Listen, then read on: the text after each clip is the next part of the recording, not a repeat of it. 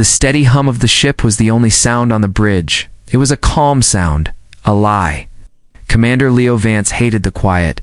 It always came before the storm. A sharp beat broke the silence. A young officer, Ben Carter, straightened up at his screen. His face was pale in the dim blue light. "Commander," Ben said, his voice tight. "I have a signal. This is not one of ours." Leo moved to stand behind him. "Identify it." "I cannot," Ben replied, his fingers flying over the screen. "The structure is ... It is old. Very old. It uses a Baston mathematical code that predates the first colonies. Should not exist." The main viewer lit up with a map of space. A red dot pulsed deep inside the Kessler Veil. Everyone on the bridge knew that name. The graveyard of empires. A place of dead stars and shattered worlds. A place no one entered and came back from. Leo's second, Maya Rostova, joined them. Her expression was hard. "Orders are clear, Leo. We observe from a distance. We do not engage." "The signal is a countdown," Ben whispered, his eyes wide.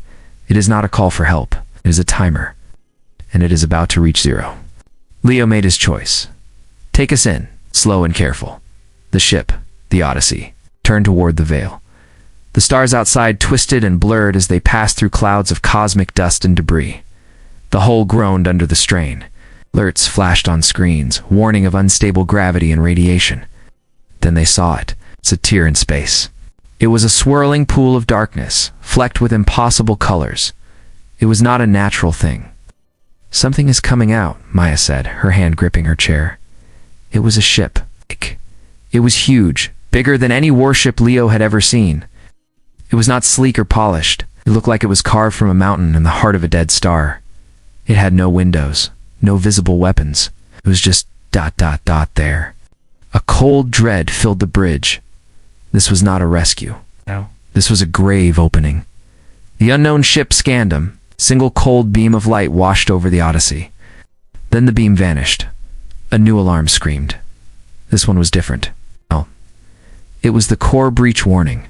"Report," Leo yelled. Ben's voice was shaking. "The reactor ... Commander. Something is inside the reactor." It just appeared. It was not fired. It was just ... there. The main engine was dead. The lights flickered.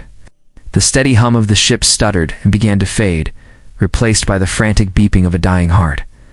Leo stared at the view screen. The ancient ship hung in the void, silent and unmoving. It did not even aim a weapon. It had simply decided they were a problem, and with a thought, it had made them one.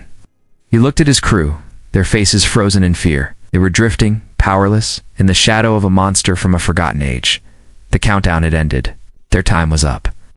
The air on the bridge was thick with smoke and panic. Red emergency lights flashed, painting everyone's faces in a bloody glow. "The core is going critical," Maya said, her voice flat. "We have maybe 20 minutes. Leo slammed his fist on the comms panel. "All hands, abandon ship, get to the life pods. Now." The order echoed through the dying ship. The crew moved fast. They were trained for this. But no training could prepare them for the silent monster watching them from the void. Leo stayed on the bridge, his eyes fixed on the viewer. The ancient ship did nothing. It was a dark moon and a sea of stars. "Leo, we have to go," Maya said, pulling at his arm. He finally turned and ran with her. The corridors were chaos. Crew members shoved past, their faces tight with fear. The deck plates shuddered under their feet. A pipe burst overhead, spraying steam. They reached the life pod bay. The doors were jammed. Leo and Maya helped a young engineer force them open. The scene inside was worse. People were crammed into the small pods, their eyes wide. "Go, go, go," Maya yelled, directing traffic. Leo looked out a viewport. The first pods launched, small sparks of hope shooting away from the dying Odyssey. Then new lights appeared in the distance, not from the ancient ship. These were familiar, sharp, bright shapes of warships from their own fleet. A voice crackled over the comms. "Odyssey, this is Captain Frank Decker of the battleship Guardian. We are here to assist." A wave of relief washed over Leo. He opened a channel. "Decker, our reactor is breached. We are evacuating. Be advised, the unknown vessel is hostile." There was a pause. Then Decker's voice came back, cold and hard. Your ship is compromised, Vance. Your crew is a contamination risk. New orders are to sterilize the area.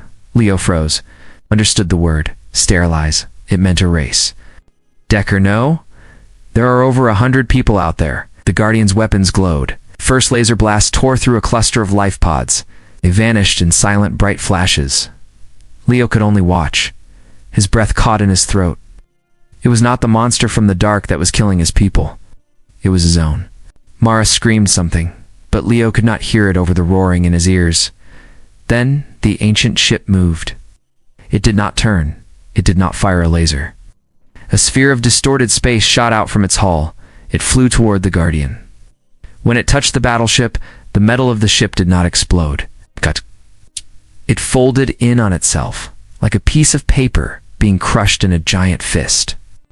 In less than a second, the mighty Guardian was a silent, compact ball of scrap. The other friendly ships stopped their attack. The battlefield went quiet. A small, armored shuttle detached from the ancient ship. It moved toward the Odyssey, ignoring the other vessels. It headed straight for the bay, where Leo and Mara were standing. The shuttle docked with a hard clang against the airlock. The mechanisms hissed as the seal was made. The airlock door on their side slid open. A figure stood there, clad in heavy, scarred armor of a design no one had seen in millennia. The figure reached up and removed its helmet. The face underneath was human. Man. His skin was pale, his hair cropped short. But his eyes were wrong. They were the color of stone and held no emotion at all. He looked at Leo, then at the destruction outside. His voice was a low rasp, like stones grinding together. You are weak, the man said. You have forgotten the war. You have not. The man in the ancient armor stood in the ruined bay. Leo and Maya aimed their weapons at him. He ignored them. He looked at the crushed remains of the Guardian on the view screen. You killed them, Leo said, his voice shaking. The man turned his stone-colored eyes to Leo. They were a threat. I removed it. My people were in those pods. Maya snapped. You watched them die? The weak die. That is the first law, the man said. He pointed a gloved hand at the ancient ship outside. I am Kale. My ship is the Vigil. We are the Dawners. We're the reason you exist. Leo lowered his weapon a little.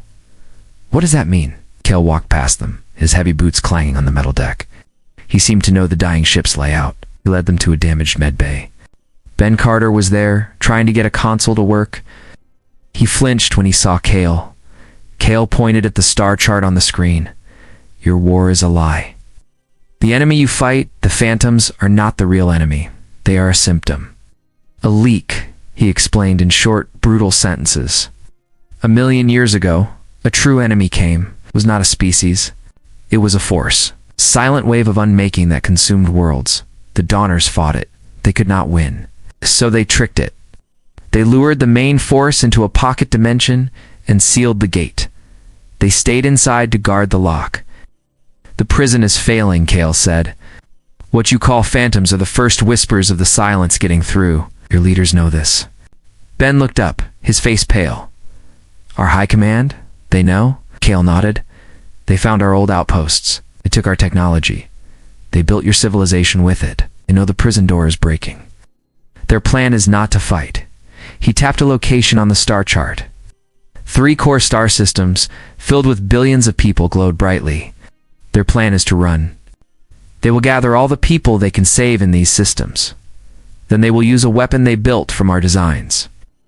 They will collapse those stars. They will create a new black hole barrier. They will sacrifice every soul in those systems to build a wall for themselves. The room was silent. The only sound was the creaking of the dying ship. Leo felt sick. He thought of the orders, the secret research stations, the constant propaganda. It was all a terrible lie. The government was not trying to save humanity. It was trying to save a chosen few by murdering most of it. Maya spoke, her voice a hollow whisper. They sent Decker to kill us because we found you.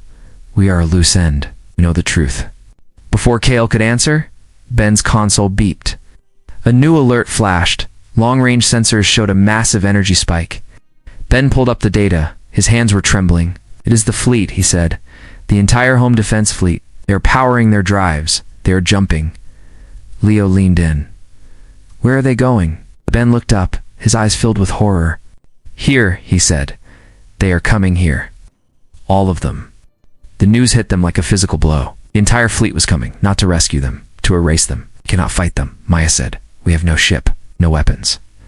Kale looked unmoved. "There is a place, an armory. It is close." "Close where?" Leo asked. Kale pointed to the view screen. It showed a dead star, a cold, dark sphere surrounded by a ring of sharp asteroids. "There, inside." Ben shook his head. "That is a neutron star. The gravity alone would tear any ship apart." "The gravity is a shield," Kale said. "My people built to last. Your shuttle will survive if you follow my path exactly." It was a desperate gamble, but staying meant certain death. They ran to the only shuttle left in the bay. It was small, built for short trips. Leo piloted. Kale stood behind him, giving directions in his low, rough voice. "Enter the debris field." Now, Leo pushed the controls. The shuttle shot forward into the asteroid belt. Rocks the size of mountains flew past the viewport. Alarms blared as they skimmed too close to one. "Turn left." 30 degrees now. Leo wrenched the stick. The shuttle groaned in protest. A huge asteroid spun past where they had just been. Behind them, space flashed with light. The first ships of the fleet dropped out of their jump. They were massive battleships, their hulls covered in guns. They immediately opened fire on the derelict Odyssey. The old ship vanished in a ball of fire. "They are scanning for us," Maya reported from the co-pilot's seat. "Let them look," Kale said. "They will not see. Go lower." Into the radiation belt. Leo pushed the shuttle down.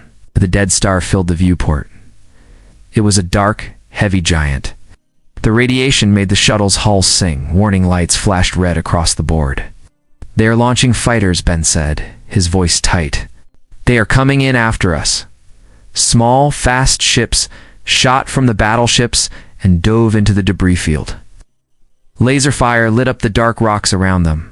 "Almost there," Kale said. Ahead, the gravity well. A whirlpool of distorted space swirled ahead of them. It was a mess of gravity and radiation. It looked like a sure way to die. "That is the entrance?" Leo asked. "Yes," Kale said. "Go straight in." Leo took a deep breath. He pushed the throttle forward. The shuttle plunged into the maelstrom. Everything shook. The metal screamed. The viewport showed only twisting, impossible colors. Leo fought the controls, his muscles straining. Then, suddenly, the shaking stopped. They were inside. The dead star was hollow. In the center floated a structure. It was not a station. It was a forge. A planet-sized factory of dark metal and glowing orange light. It was covered in docks holding thousands of ships, all like Kale's vigil. They were silent, sleeping. "The womb," Kale said. "It is time to wake them." Outside, the pursuing fighters reached the gravity well. They hesitated. Then their mothership, a large cruiser, moved into position. It began to power up its main cannon, a weapon capable of cracking a planet. It was aiming at the heart of the dead star. On the shuttle's sensor screen, a new signal appeared. Then another and another. The silent ships docked at the womb began to light up. One by one, their engines glowed to life. The ancient armory was waking up.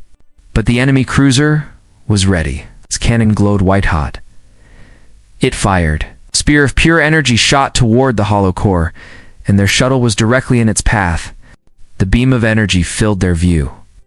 It was a spear of light meant to kill a star. Leo braced for the end. Then a ship moved.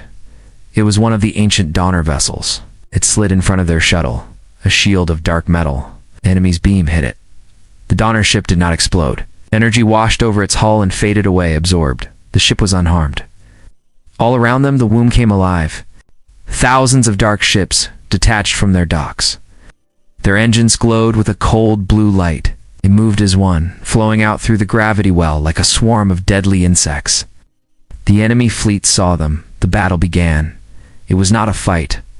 It was an execution. The Donner ships did not fire lasers or missiles. They used weapons that bent reality. They fired pulses that made enemy ships simply vanish. They projected fields that crushed hulls into dust. The mighty battleships of Leo's civilization were torn apart. They burned like paper in a fire. Leo watched the main viewer, his heart pounding. He saw the truth of Kale's words. This was not his people's war. This was a cleanup operation. The fleet is being destroyed, Maya whispered. They never stood a chance. Kale stood beside Leo, his face a stone mask. They were a distraction, a minor problem. The real enemy is coming. Listen. At first, Leo heard nothing. Then a sound began. It was not a sound in the air. It was a feeling. Pressure in his mind. A silent scream that scratched at the inside of his skull. Ben cried out, clutching his head. Maya winced in pain. On the sensor screen, space outside the dead star began to change. The blackness of space tore open like a rotten cloth. Behind the tear was not emptiness. It was a shifting, wrong color that hurt to look at. It was a wave of nothingness, eating the light from the stars. The silence, Kale said. His voice was low and ready. The prison is broken. The ancient Donner fleet finished with the human ships. They turned as one. They faced the growing tear in the universe. Leo knew what he had to do. He opened a channel, used an old emergency frequency that every ship could hear. This is Commander Leo Vance of the Odyssey. Our leaders have lied to us. The war is a lie. They were going to sacrifice billions of you to save themselves. The real enemy is here. It is not human. Look at your sensors. See the truth. We have a choice. We can die as liars, or we can fight with the Donners. We can fight for everyone. He did not know if anyone listened. He did not know if it mattered. Kale looked at him. For the first time, there was a flicker of something in his stone-colored eyes. It was not warmth. It was respect. You have courage, child, Kale said. He turned back to the viewer. The wave of silence was advancing. It was closer now. Stars at the edge of the tier winked out and were gone forever. Kale powered up the shuttle's weak weapons. It was a useless gesture, but he did it anyway. The time for hiding is over, Kale said. His voice was the sound of a grave opening. Now you will see. Now you will learn why this galaxy has always been a death world.